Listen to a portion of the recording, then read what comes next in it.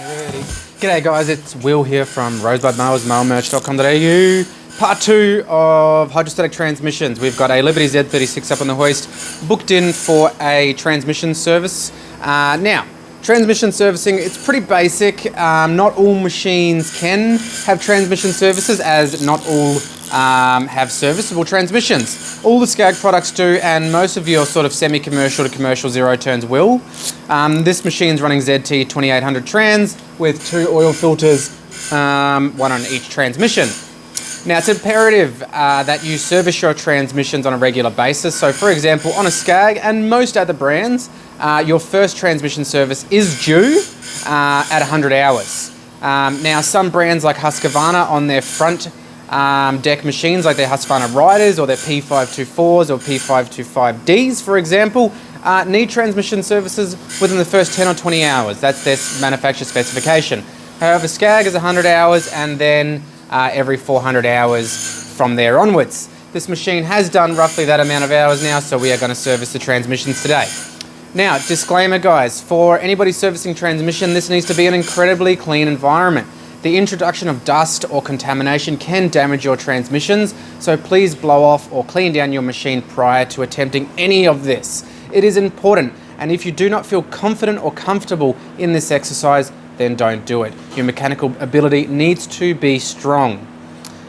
Getting air locks out of transmissions and servicing transmissions alike, if it is done incorrectly, can lead to damage to your machine. So now that that disclaimer is out the way and you guys feel comfortable proceeding, then we're going to get into today's video. So start off, we need a 3/8 on a ratchet. You're going to need to undo these covers. There is one cover on each transmission, and they can seize up as well. So just really gentle. Now I'm really lucky because I've got a hoist here. So just apply firm pressure and undo both of them. Okay? So again, they can get stuck in there, so don't force them because you don't want to lead to breaking these off because they're a pain in the ass to get out if you do break them. Okay, so don't force them, just take them nice and gently. Bum, bum, bum, bum, bum. Sugar, sugar, booga, booga.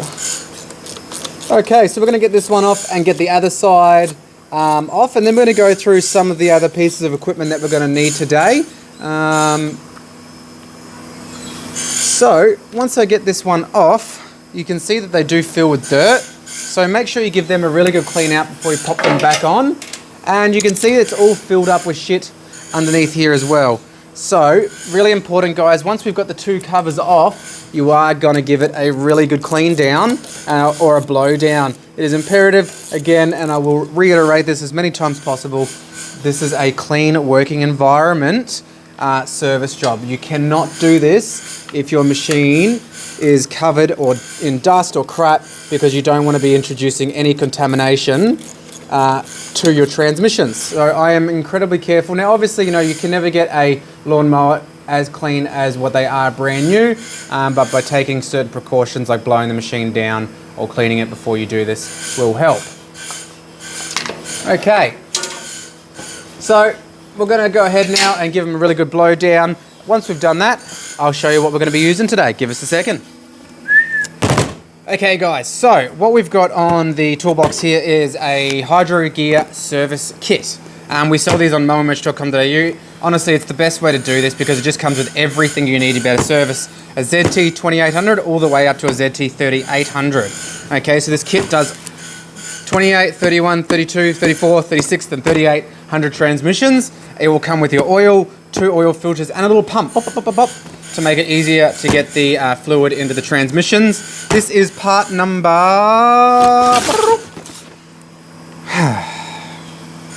Make me look like a fool because now I can't find the part number. 72750. How did you know that? Oh, okay. There you go. Nicole knows more than I do. So jump on board and grab one of these if you're going to be servicing your transmissions. We're also going to need a ratchet with a 1116 socket on it. We're also going to need a pair of multi-grips to get the old filters off.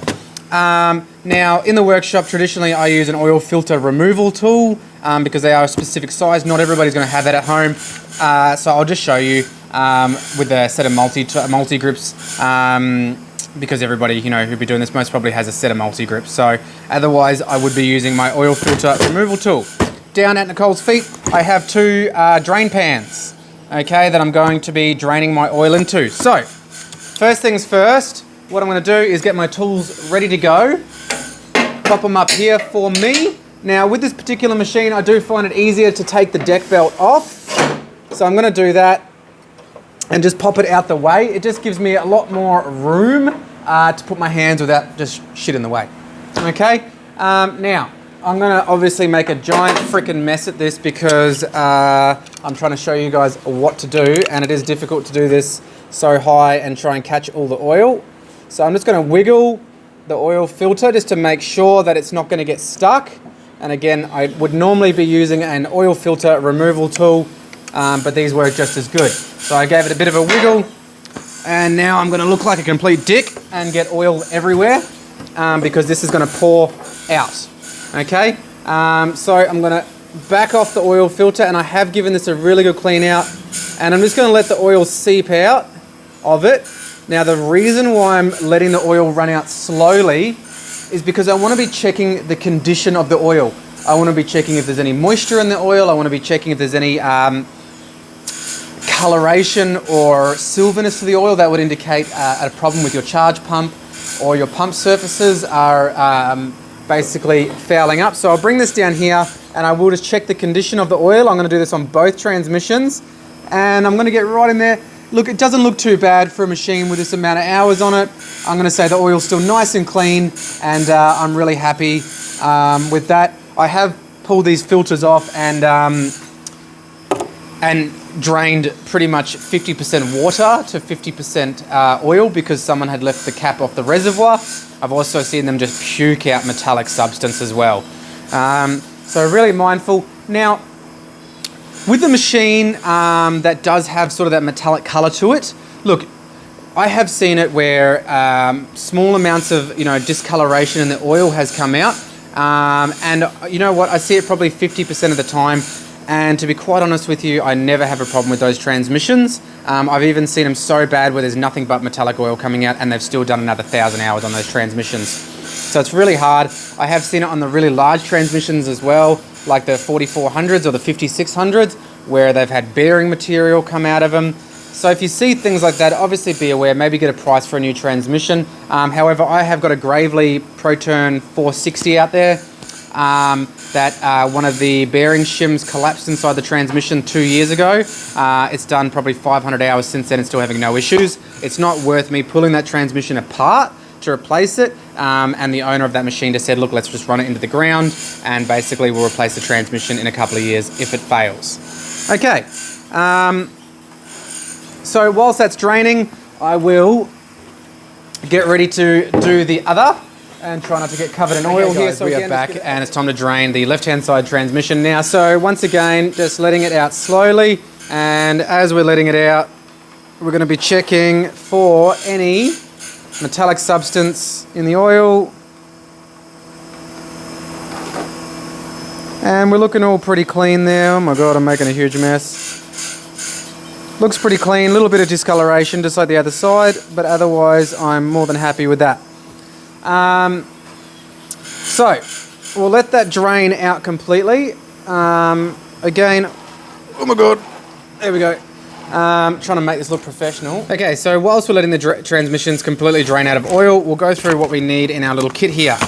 Now the first thing you're going to see is a bit of paperwork basically talking about how to fill your transmissions, and there was a change with the transmissions. So basically a lot of the Hydrogear transmissions came out with reservoirs. This one has them, but a lot of the newer SCAGs and a lot of the newer brands don't run trans reservoirs anymore. So basically we'll run through the differences when we're filling them with oil with that a little bit more closely. So we come in our kit with 4 bottles of oil, a little pump here to feed oil in. Oh, we've got 5 bottles of oil, someone can't count. Okay, in here we've got our little kit for filling our transmissions up. So we will go through that and follow the instructions. And then we've got 2 OEM Hydrogear oil filters as well. So I'm going to pop the oil to the side for a minute and I'll get everything sort of laid out for you guys and I'll be right back. Okay guys, so once the oil has 100% drained, you're going to take the oil filter out, just dump the rest of the oil. I'll pop that down on the ground out of the way. Now it is really imperative that you give the mating surface of the oil filter a really clean wipe and make sure it is completely free of any contamination. Sorry, I'm probably in the way here, but this is a really important step that I will not skimp on because we don't want any leaking oil. So I'm going to give it a really good clean. Now, once we're ready to put our new oil filter on, we can take a little bit of oil. We can see this one's still draining a little bit. It's not much. It's basically just to pre-lubricate the O-ring on the transmission filter. And this helps them from getting stuck on, so they're nice and easy to remove next time. So we're going to screw that on once we've cleaned the mating surface up. Okay, and do them up nice and tight. It is a little bit of a difficult place to get your hand to make sure they're nice and tight. And again, you can use an oil filter tool for this. So I usually just give them a really firm turn, just like so, and then repeat that step onto this side as well. Once we've done that, guys, we're then going to run through the filling procedures for the 2 different types of Hydrogear integrated transmissions that we have in today's market. So bear with me. I'll get this other oil filter on and then we'll continue on. Okay guys, so it's really important this next step. There's 2 different types of integrated transmissions with Hydrogear, like I mentioned before. The ones with reservoir and the one without, or as we say, an internal reservoir. Now, our kits come with this informational sheet here, basically on how to spot if you've got 2 reservoir or 1 reservoir. It's the same thing, which fitting or which fill fitting you can use. Now, this black fill fitting you can actually use on both styles, with or without the expansion chamber or reservoir. The older style white one here, you can only use on the one with a reservoir. So, if you have that white fitting, throw it away and just keep this little black one. Now, this will screw in to the side of the transmission right up in here, and they are your fill ports. Okay, so these are where you need to fill your transmission from. So I'll grab my handy dandy ratchet out and I will undo one at a time.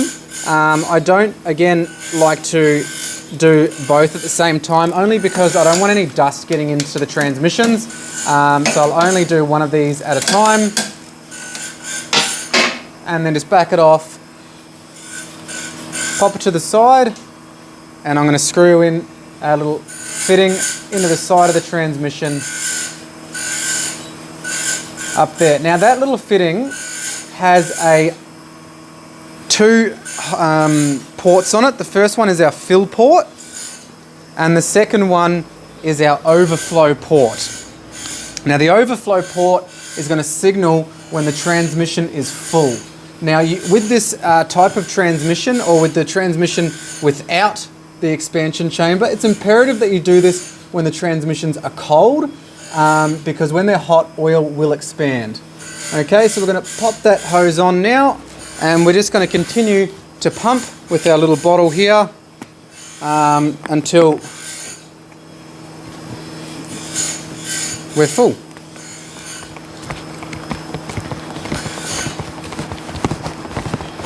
This takes ages, by the way.